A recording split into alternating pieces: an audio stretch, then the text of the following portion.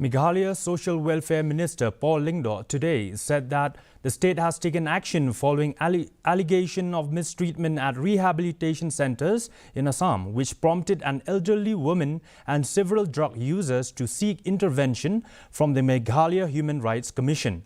The minister confirmed that the state has written to Assam authorities, with the Deputy Commissioner of East Khasi Hills seeking a detailed report.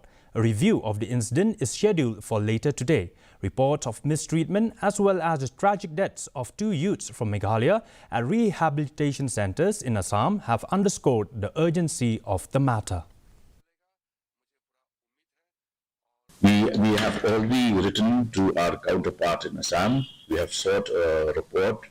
A letter has also gone from the DC East Khasi Hills seeking a report from the concerned department in Assam.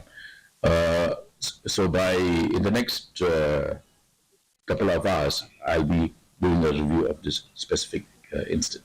In the earlier case where there was reported ill treatment in Mizoram, we had intervened.